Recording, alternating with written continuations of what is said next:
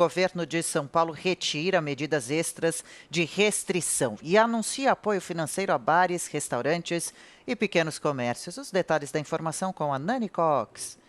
Confirmando as expectativas após sofrer pressão de empresários e trabalhadores, o governador de São Paulo, João Dória, liberou o funcionamento de atividades comerciais aos finais de semana. Com isso, restaurantes e o comércio de regiões na fase laranja poderão abrir com capacidade reduzida e horário limitado. Para a Associação Brasileira de Lojistas de Shopping, a suspensão da fase vermelha é positiva e dá fôlego ao setor. Segundo o governador, apesar da flexibilização, funcionários e frequentadores precisam manter os protocolos de segurança contra a Covid. Tivemos uma diminuição de 11% no número de internação por Covid-19 nos leitos públicos e privados. E o governo do Estado de São Paulo entende que, através do seu centro de contingência do Covid-19, podemos permitir que as atividades de final de semana sejam retomadas. O governo de São Paulo anunciou um apoio financeiro de 125 milhões de reais em crédito a juros baixos. Este valor deve beneficiar setores como o de serviços, restaurantes e bares. Serão 25 milhões em linhas de microcrédito através do Banco do Povo, com juros que variam de 0,35% a 1% ao mês. O restante estará disponível no Desenvolve São Paulo para micro e pequenas empresas com faturamento anual de até 4 milhões e 800 mil reais. A secretária de Desenvolvimento Econômico, Patrícia Ellen, disse que as medidas levam em consideração demandas das empresas. Um outro pedido que foi feito foi exatamente sobre a suspensão de protestos de débitos relacionados a tributos estaduais.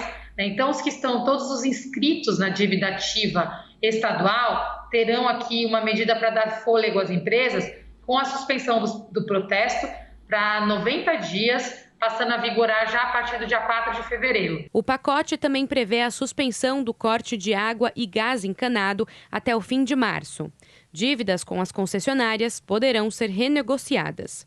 O presidente do Conselho Estadual da Associação Brasileira de Bares e Restaurantes, Percival Maricato, considera a ajuda financeira bem-vinda, mas insuficiente. Faz 10 meses que os estabelecimentos estão sofrendo, estão muito fragilizados.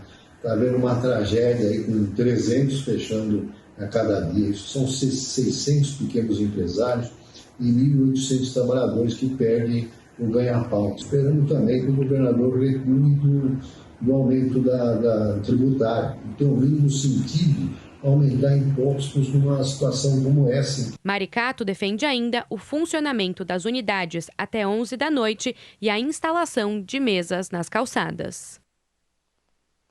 Pois é, a medida em si é positiva, mas é muito pouco e tarde demais. A revolta da categoria toda e, na verdade, da população inteira quase, com as medidas arbitrárias do governador João Dória, ela não vai ser revertida por conta dessas medidas, que são políticas e não científicas. O governador ainda tentou embalar ali com relação ao número de internações. Veja, os óbitos subiram. Não há ciência, não há um critério objetivo e definido a priori para essas tomadas de decisões. E é isso que está gerando mais revolta ainda, porque o governador, na linguagem popular do futebol, sentiu, né? E teve a repercussão muito negativa do prefeito indo para o Maracanã, ele mesmo está em queda, então ele tenta agora acenar para esse setor.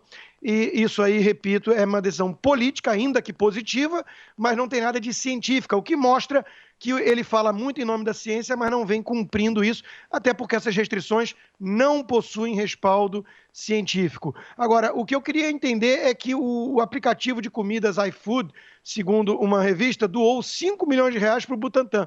Eu queria saber se isso pode ou não ter influenciado nas decisões anteriores que prejudicaram e muito esse setor. Pois é, esses 5 milhões poderiam ter sido doados aí para os bares e restaurantes, né? Um setor que está sofrendo muito, a área de entretenimento sofreu demais.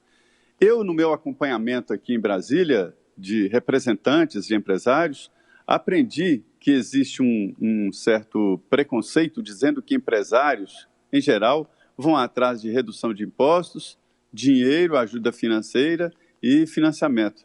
É verdade, eles querem isso, mas o que mais pedem aqui em Brasília é a segurança, ou seja, regulamentação e segurança jurídica. E os empresários de São Paulo não estão tendo isso. Agora você imagina, eles compram comida, bebida com prazo de validade, vamos abrir, aí vem uma lei do governo estadual e fecha. Eles ficam com aquele estoque que perde, porque tem prazo de validade. Então, dentro da crise, se constroem novas crises. É preciso dar uma estabilidade.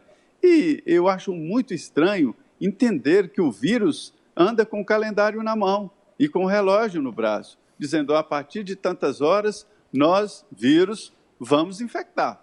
Final de semana, então, nós vamos sair por aí. Isso não existe. O vírus não sabe o que é sábado, o que é domingo e qual é a hora. É preciso tomar cuidado e o setor está tomando cuidado.